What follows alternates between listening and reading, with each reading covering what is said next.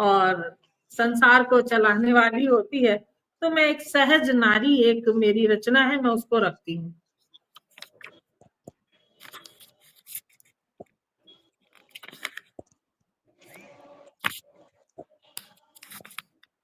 चलिए रखती हूँ एक सहज नारी रचना।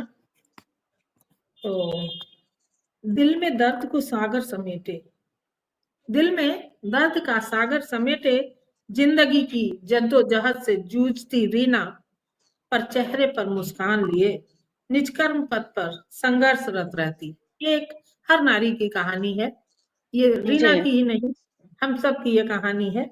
दर्द में दर्द के सागर को समेटे जिंदगी की जद्दोजहद से जूझती रीना, पर चेहरे पर मुस्कान लिए निष्कर्म पथ पर संघर्ष रत रहती। छोटी सी उम्र में पति के आकस्मिक निधन के बाद वह अंदर से पूरी तरह टूट चुकी थी, परंतु उसके 2 बच्चे, वृद्ध सास ससुर, उनकी जिम्मेदारी अब उसी पर आन पड़ी थी।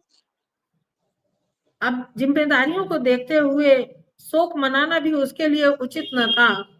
पति की मृत्यु के बाद कोई सहारा देने वाला नहीं था। कुछ ही दिनों में जो जमा पूंजी पति छोड़ गया था, वो खर्च हो गई थी। अब उसके पास कोई रास्ता नहीं था, घर का खर्च कैसे चलाए, वृद्ध सास ससुर की दवा कहाँ से लाए। रीना सोचते सोचते बेसुध सी हो जाती, परंतु फिर वृद्ध सास ससुर और बच्चों का ख्याल आते ही खुद को संभाल लेती और स्ट्रांग हो जाती। कैसे पैसे कहाँ से आएंगे, मन ही मन ये मंथन चलता रहता, पैसे कहाँ से आएंगे, ये चिंता उसको अंदर ही अंदर खाए जा रही थी। रीना ने बाहर जाकर कुछ काम तलाशने का सोचा। फिर अगले ही दिन घर का काम निपटाकर रीना बाजार की ओर बढ़ी, तो उसकी नजर एक बुटीक पर पड़ी। लेडीज के लिए बुटीक का काम थोड़ा सा सरल सहज होता है। उसकी नजर एक बुटीक पर पड़ी। बुटीक देखते ही रीना के चेहरे पर अचानक मुस्कान आ गई, क्योंकि अंतर मन में एक आशा जाग चुकी थी। रीना सिलाई में पारंगत थी। अंदर जाकर रीना ने बुटीक की मालकिन कमला से बात की और अपनी समस्या बताते हुए अच्छा काम करने का वादा भी किया। तो कमला जी को इत्तेफाक से एक मददगार की जरूरत भी थी। भाग्य ने साथ दिया और उन्होंने रीना को काम पर रख लिया। काम मिलते ही रीना बहुत खुश हुई, क्योंकि उसके मन से एक बोझ हटा कि अब कम से कम खाना खाने के पैसे तो कमा पाएगी। उसे अंधकार में रोशनी की किरण प्रस्फुटित होती सी दिखाई दी। वह अगले दिन से काम पर आने का वादा लेकर अपने घर लौट आई और ये समाचार उसने सभी को सुनाया। इस खबर से सभी की जान में जान आ गई। अगली सुबह घर का सारा काम निपटाकर रीना समय से काम पर पहुंची और पूरे सलीके से उसने बुटीक के काम को संभाला।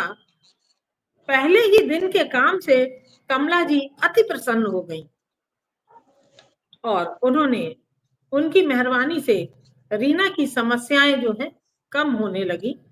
और क्योंकि जब उसने अच्छे से काम संभाला तो बुटीक की कमाई बढ़ गई, तो रीना जी का काम अच्छा था, इसीलिए वो कमला जी उस पर प्रसन्न हुई।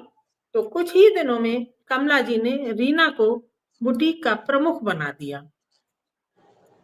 काम तो छोटे से शुरू किया था, लेकिन काम अच्छा था और भरोसेमंद थी रीना, तो कमला जी ने उसे बुटीक का प्रमुख बना दिया और सारी जिम्मेदारी रीमा पर छोड़ दी।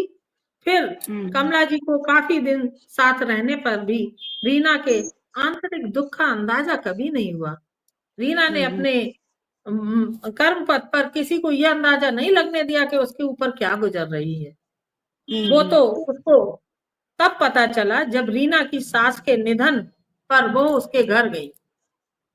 एक बार रीना की सास खत्म हो गई तो कमला जी उससे मिलने उसके घर गई। कमला जी का हृदय रीना के संघर्ष को देखकर रो पड़ा। उन्होंने अथाह दुख के सागर में डूबी रीना के मुख के मुस्कान के कारण कभी उसके दुख का अंदाजा नहीं लगा पाया था, परंतु उन्होंने रीना की सहजता, कार्यकुशलता और कर्मठता को देखते हुए रीना को बुटीक में 50% का भागीदार बना दिया। और रीना, जब उन्होंने उसे 50% का भागीदार बनाया तो रीना भाव विभोर हो कमला जी को दीदी कहकर उनके गले से लग गई। वो पल ऐसा था कि रीना को सारी खुशियां मिल रही थी और वो कमला जी कहती थी, लेकिन उस दिन वो उनको दीदी कहकर उनके गले से लग गई। आज रीना के दुखों का अंत हो गया था और वह खुश थी कि उसने कमला जी को बहुत आभार व्यक्त किया और भगवान का लाख लाख धन्यवाद किया कि उसे रीना जैसी एक बड़ी बहन मिल गई थी और काम मिल गया था। इस तरह रीना के कष्टों का अंत हुआ। ये था।